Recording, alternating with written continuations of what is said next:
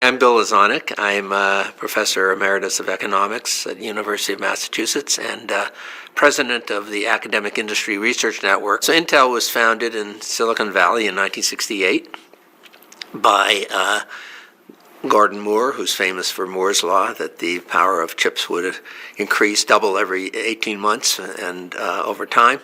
And Robert Noyce, who was one of the co-inventors of the integrated circuit in the late 50s.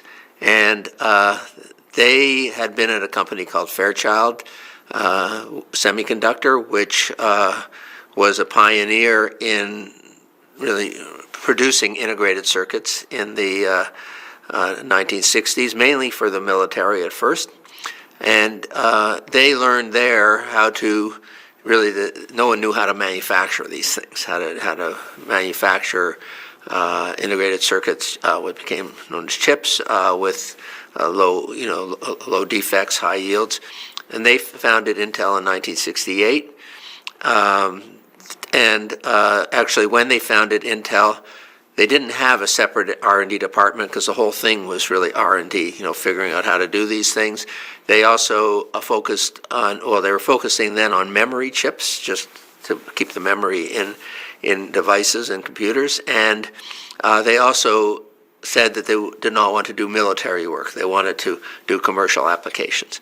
So you had people who knew what they were doing, had in a really new industry, had figured out how to produce chips, semiconductors. And in 1971 already, they developed a computer on a chip. So that is one computer, which we now know as a microprocessor. So now you get logic on the chip. And so they were in the forefront of that. But the main business right until the early 1980s, at least, was these memory chips that they were producing. But when they ultimately, the Japanese outcompeted them in memory chips in the mid-80s, and they then moved into logic chips, particularly microprocessors. They started producing those in Oregon in 1974. That was their plant, and that's actually since then, or at least since the 80s, it's been the biggest location for Intel employees, not Silicon Valley. When they shifted to, really the big shift to having a market for memory chips was when they got the franchise for the IBM PC, which was developed from 1980-81, came on the market and then dominated the PC market. So, and later in the 90s, they called it Intel Inside, so it kind of branded the chip inside there. And by the early 1990s, they were the leading chip producer in the world, and also were fabricating their chips. Now, in the 1980s, there was a number of companies that saw, okay, we can get other companies to fabricate our chips, which is the really capital-intensive part, and it's part because of Moore's Law, the equipment was always changing, and so it also became very, very expensive in terms of capital expenditures, and kind of you destroying your previous investments because there's new technology you have to invest in constantly, and they became the world's leader really in semiconductor fabrication. But in the late 1980s, particularly in Taiwan, this company TSMC, Taiwan Semiconductor Manufacturing Corporation, started as what they call the pure play foundry. So now there was not enough chip companies that were designing chips that would want to get them fabricated, and they became a specialist in that. And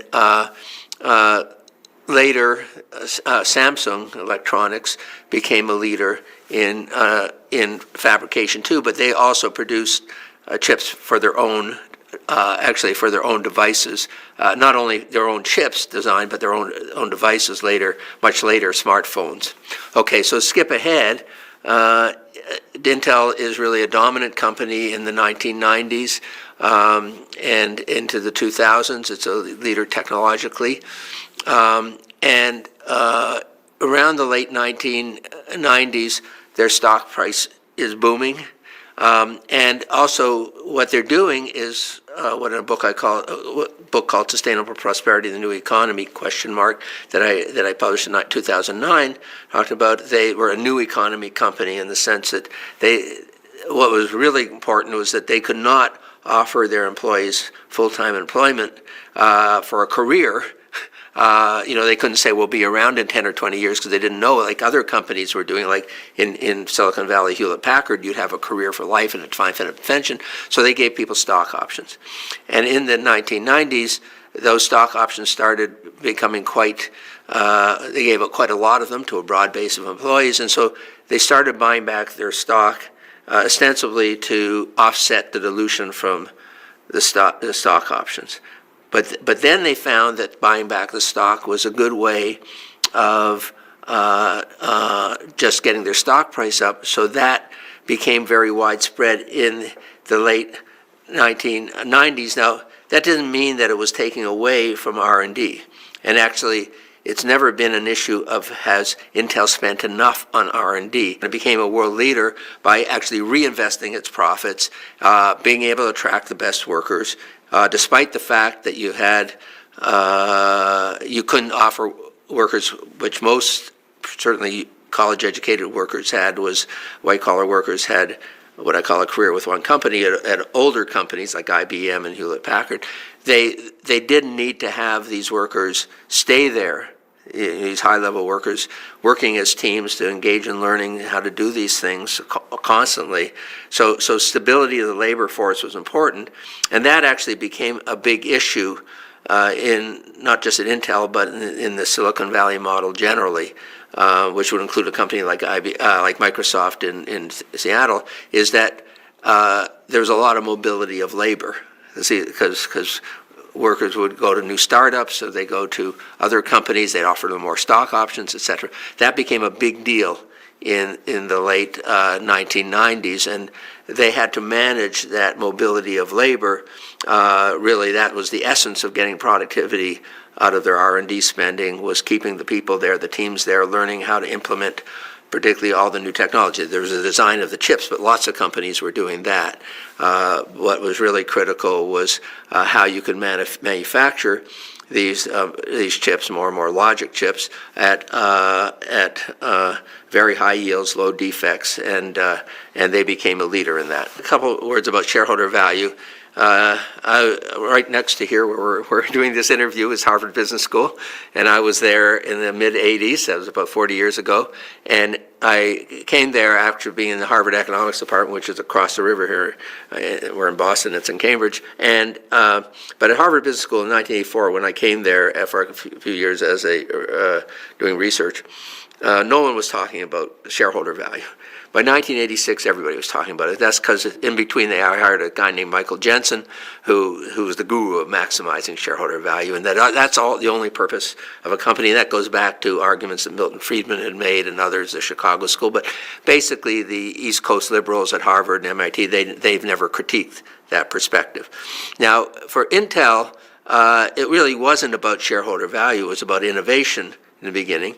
And to do that, they engage in what I call retain and reinvest. They retain their profits, reinvest it.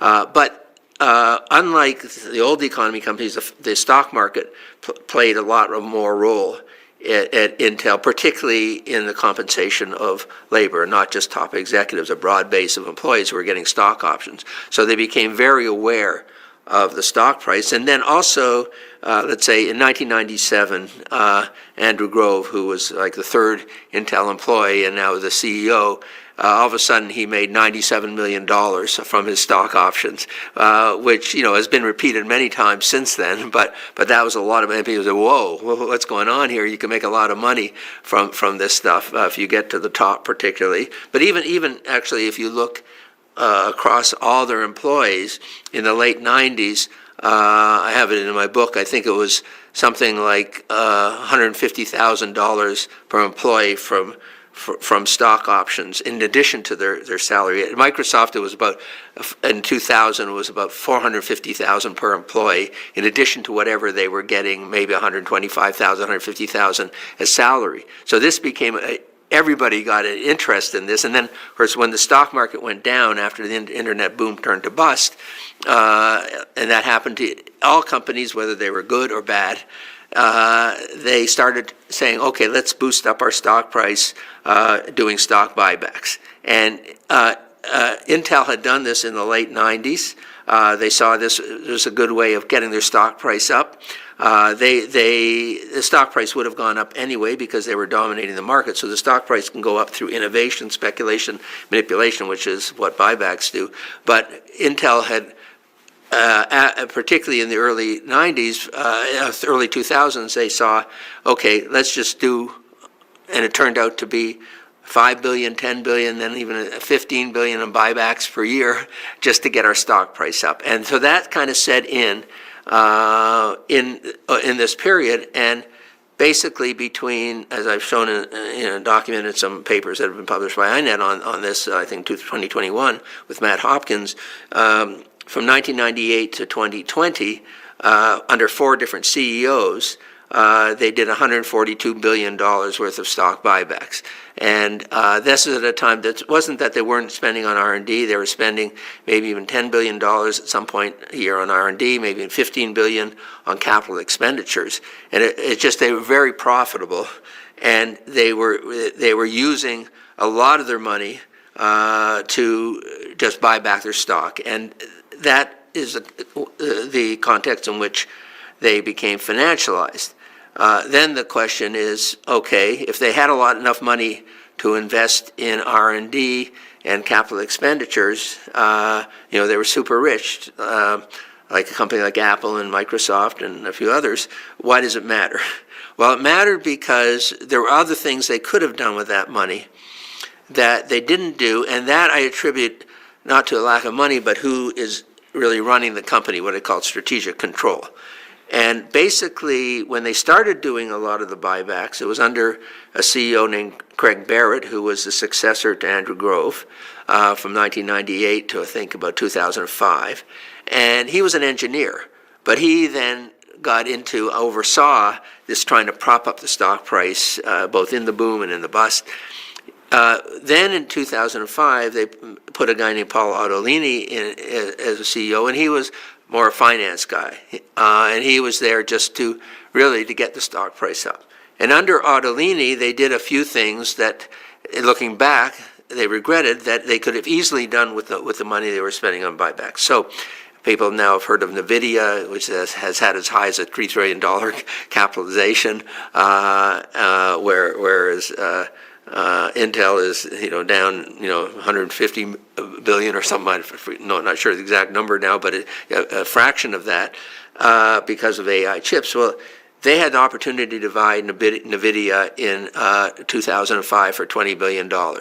That they spent more than that 2004, 2006 just buying back their stock. It was wasting money. 2007. They had the chance to get the Apple kind of contract for Apple microprocessors, which is for smartphones, and and Apple, of course, being in the lead. That was even a few years later, that would be hugely valuable because those are the highest end chips that are being produced, and still is the case.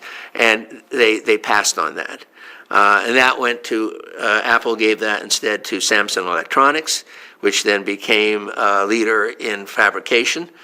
Because they had this, particularly the high end, which is called it's kind of low nanometer. Like at that point, it would have been maybe 20, 15, 14 nanometer, something like that in the 2010s. But then Apple realized that Samsung, of course, became a competitor of theirs in devices. Around 2011, they switched to a company I mentioned before, TSMC, which Apple still uses. And TSMC is a leader in basically the high-end chips and in chips altogether. I mean, in fabrication, in large part because they got things like particularly the Apple contract, which Intel gave up. So in retrospect, while they were just doing what they were doing, they seemed to be doing all right, making lots of profits. It was all Intel inside. They're still their biggest customers are still HP, Dell, and Lenovo, which are all, computers. It's still computer chips that is a big part of their revenues. They seem to be doing okay, but in fact they were falling behind because they weren't really producing at the very highest end. And at least until even into the pandemic, it wasn't that they lacked money. It was they lacked strategic focus. And that was under Ottolini. Then there was another guy named Krasinich, and then another guy named Swan, who were the CEOs. And they were there really just to oversee Intel's dominance and distribute cash to shareholders. So unlike retain and reinvest, I call that dominate, distribute. And then some point they come to downsize and distribute. They distributed so much cash they actually has to downsize the labor force. In a few minutes, I'll introduce a fourth category: retain and reinvest, dominate, distribute, downsize, distribute. I'll introduce a fourth category that applies to Intel in actually 2024, but I'll come to that. But basically, by 2020, they realized that they had fallen behind TSMC and Samsung, and there aren't that many companies that are big players in fabrication. There's Global Foundries, Texas Instruments, American company does it, but it doesn't do the high end. It does stuff, chips for automobiles and other devices that aren't high end. There is SMIC in China, which has always been trying to catch up to TSMC and Samsung and Intel. So there's not a lot of big players out there, and only a few really, Samsung, TSMC, and Intel that can really produce at the highest end using the latest technology, which is now called EUV technology, produced by a Dutch company, ASML, which machines cost $300 million and very hard to implement. You don't just buy them and then they work. You have to have all kinds of engineers working on them for years to get them to work to produce the various high-end chips. Okay, Intel was falling behind by the beginning of the pandemic. So then, basically, for reasons which are not altogether clear, but which Matt Hopkins and I wrote about in our INET papers on this in 2021, in January 2021, there was a strong demand. You're into the pandemic. There was actually a very, if you're in the semiconductor industry or, Apple and, any computer industry, you're making lots of money in the pandemic. And so the market was there. Intel actually was getting record revenues and profit, but they were falling behind in the high-end chip fabrication. So the board decided to get rid of this guy Swan, who was purely a financial guy, and bring in a guy named Pat Gelsinger, who had actually started at Intel at, I think, the age of 18 or something back in the 1970s. Had in his late 20s, he had become head of the division of Intel that was producing the microprocessors. It's called x86 architecture for Intel Inside. He had been their first chief technology officer in the early 2000s, and they could have made him CEO around 2005 instead of Ottolini, but they wanted a finance guy. So actually Gelsinger's role was to tutor Ottolini in technology before he became CEO. He then went elsewhere to I think it was EMC, which is a storage company bought by Dell, and then VMware, which was another company bought by Dell, and then so he'd been a CEO there, but he was brought back, he started in mid-February 2021, and what caught our attention, one of the reasons we wrote articles on Intel, I've been following Intel for a long time, because he's the first CEO who I've ever seen take the job and say to the board, I'm taking this job on the condition that you do no more buybacks. And he said that in a number of interviews. That was now. I don't think Pat Gelsinger would be kind of opposed to buybacks per se the way I am, that they're just a manipulation of the market. He would just see them as a waste of money, and they needed to invest. And so he said not only that we're going to get rid of buybacks, but we're going to invest in our learning processes and our capabilities. So he understood it wasn't just that they were wasting the money, that there was all these people at Intel who were engineers, primarily, who had all these capabilities, but their skills and efforts weren't being pulled together to implement the latest technologies.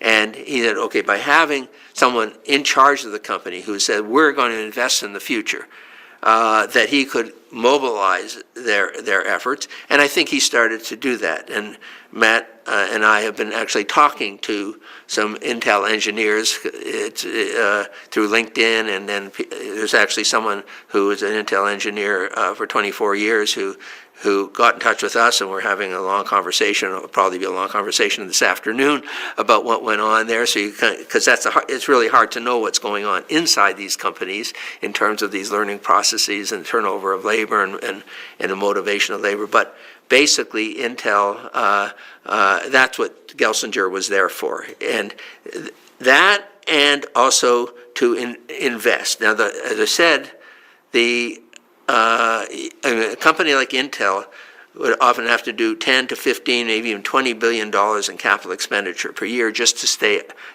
in the lead, or to have a chance of being in the lead. And because basically the technologies, even the technologies for fabrication that they've invested in relatively recently, they may become obsolete just by technological change. And so they have to kind of, what Schumpeter called creative destruction. They have to do it within their own company. And there was a method that they called the TikTok method at Intel for doing this when, by the 2010s, the power of technological change had become much greater, particularly through what's called, rather than deep ultraviolet, DUV machines, extreme ultraviolet photolithographic machines that come from a Dutch company, ASML, that only a few companies in the world, it's only worth for a few companies in the world to buy them. And so he became the CEO in February 2021, no more buybacks, and now they're investing. And also at that time, when he became CEO, there was something out there called the CHIPS Act, which had been actually pushed by the industry and also companies like Apple that use chips in 2020 in Congress. And this is when Trump was still president. And now under Biden was now going to be became into 2022 the Chips and Science Act. Okay, and so and it had $52 billion of subsidies for companies, particularly investing in semiconductor fabrication. So kind of Gelsinger had his eye on that money, but it was only going to be, in the end, they got, as of now, $7.9 billion, but they were planning on spending $100 billion by 2030 on catching up with TSMC, which is Samsung's the other main competitor. TSMC is the one that's really at the front, and that's what Gelsinger was trying to do, at least from 2021 on. December 1st, 2024, however, the board told him, we can fire you or you can resign. And that's actually where Matt and I are writing a paper now, which, and I can give a kind of preview of this, we're trying to finish it fairly soon, but trying to figure out why did they fire Pat Gelsinger, because I still think he was the right person for the job if what they want to do is have a chance of being competitive at this high end of semiconductor fabrication. And if Intel doesn't do it, then at least from a U.S. point of view, then there's no company that's going to be able to do it that's U.S. based. Now, TSMC and Samsung are now building plants in the United States, particularly TSMC in Arizona, Samsung in Texas, to produce higher end chips, particularly TSMC. But that, the strategic decisions about what to produce and for whom is really being made in Taiwan. And then the other dimension of this, which I'm sure most people are aware of, is that it's actually TSMC that has become a big flashpoint in China's political attitudes toward Taiwan, because this is really that technological capabilities and spin-offs from that in Taiwan have given Taiwan capabilities that China actually doesn't have right now. And in the summer of 2020, TSMC, under pressure from the United States, cut off Huawei, which was the biggest competitor along with Samsung in smartphones and actually had surpassed Samsung and Apple in smartphones as devices. They cut off Huawei from chips, destroyed the high end of their smartphone market. They've since found a workaround this, but they still can't get a hold of these EUV machines from ASML, but they've managed to produce chips with the older technology that will do. But and Apple was the big beneficiary of that because they now had all the capacity of TSMC to themselves. The other thing I'll point out, which has not to do with Intel, but with Apple, Apple outsourcing its semiconductor fabrication to first Samsung, TSMC, that's where the leadership went abroad. And Apple is an even bigger repurchaser of their stock than Intel. Apple only started repurchasing their stock on a large scale in 2013, but in 12 years since then, they've done, I think it's 726 billion, like about 60 billion a year. Now, to have a state-of-the-art fab, they could have been spending 20 billion a year at the most. So that could have been created in the United States with a bit of industrial policy, et cetera. And also, we're now writing another. It's on a current grant we have from INET. Matt and I are writing about why the United States doesn't have a major EV battery producer. And partly companies like Apple that use a lot of rechargeable batteries, they've outsourced all that stuff to China. And so, that's a bigger story of U.S. loss of competitiveness in critical technologies. I'm not in D.C., I'm not a policy wonk, but there's people there always whining about China and doing this and that, stealing intellectual property. All of these companies steal intellectual property. They get workers from, employees at high levels from other places. That's not the problem. China is in a retain and reinvest mode in terms of their technology companies, and it includes in electric vehicles, and the United States is not.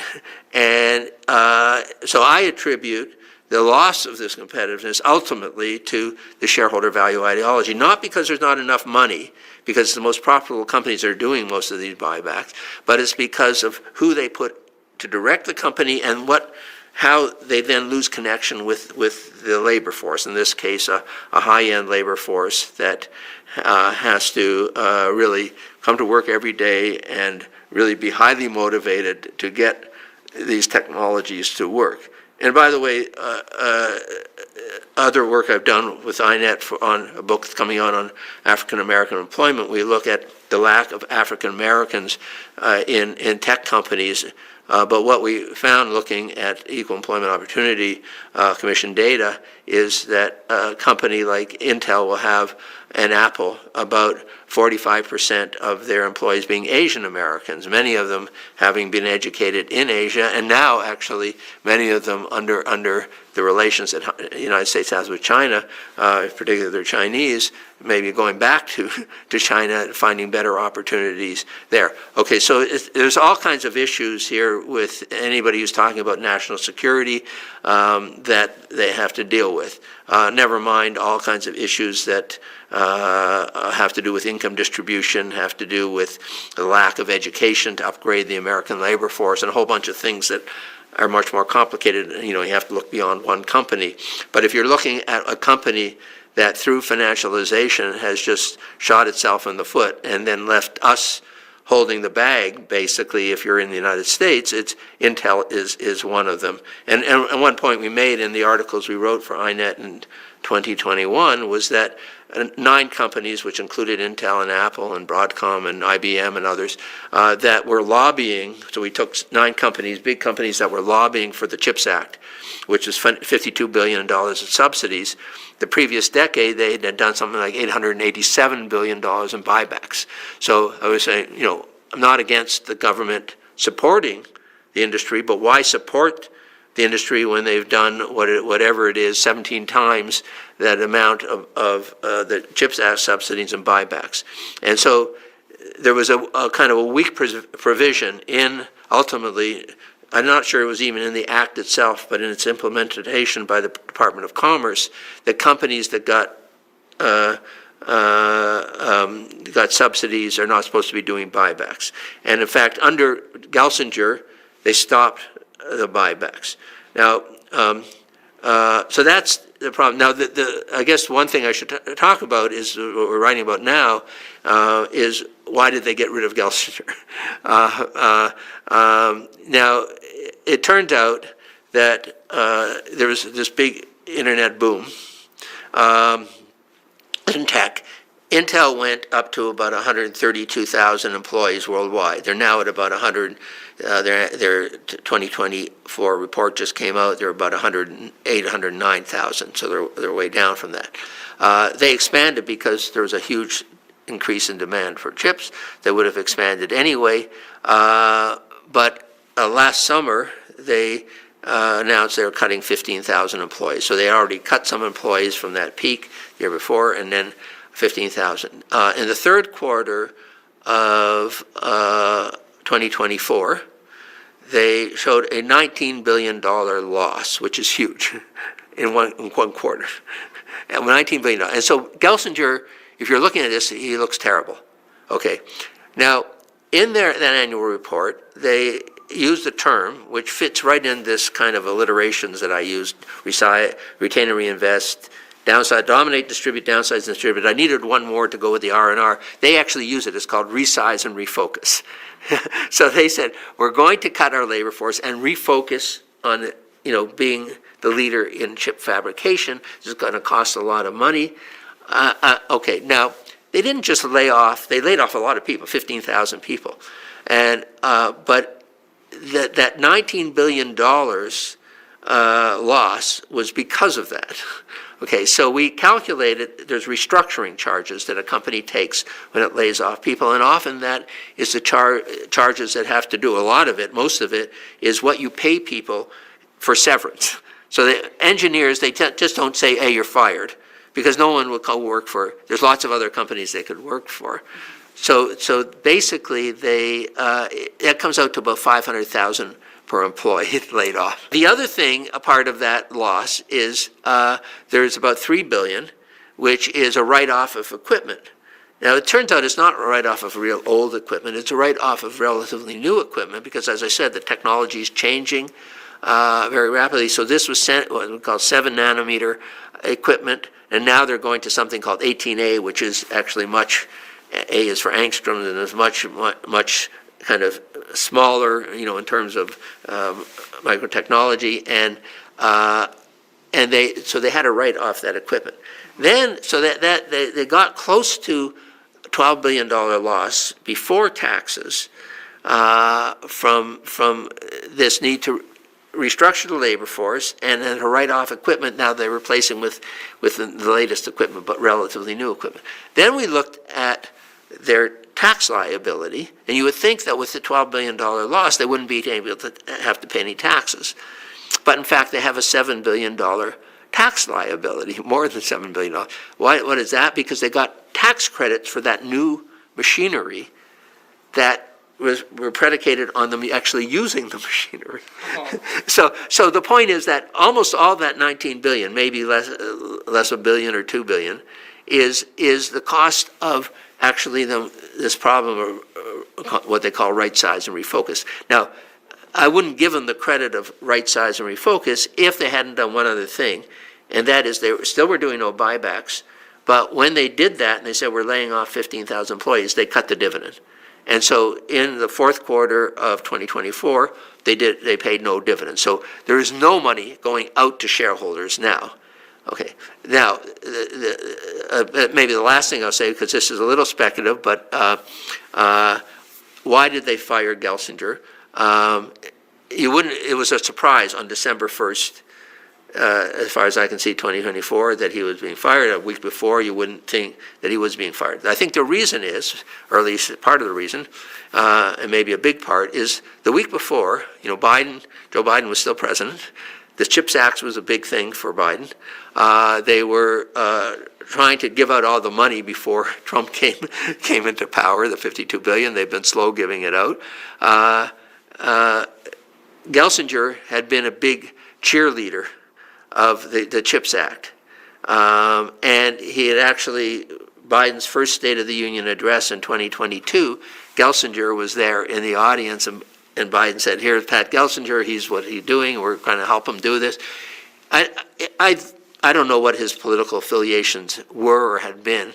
I would say just from his, whatever it is, he probably Republican, but he became very, very much kind of a spokesperson and a cheerleader for the Biden industrial policy. So my suspicion is, and maybe if someone who knows about this can give us some evidence, I have a little bit of evidence, is that December 1st, the board decided, hey, Trump's now coming into power. He's not going to like Gelsinger, so let's get rid of him. And, we've seen this in other ways, like Tim Cook disgustingly sitting behind Trump at the inauguration, Alphabet and Amazon giving $1 million to the inauguration, et cetera, et cetera. So this may have been the way that Intel was doing it, get rid of the CEO who is now seen as being part of the Biden legacy.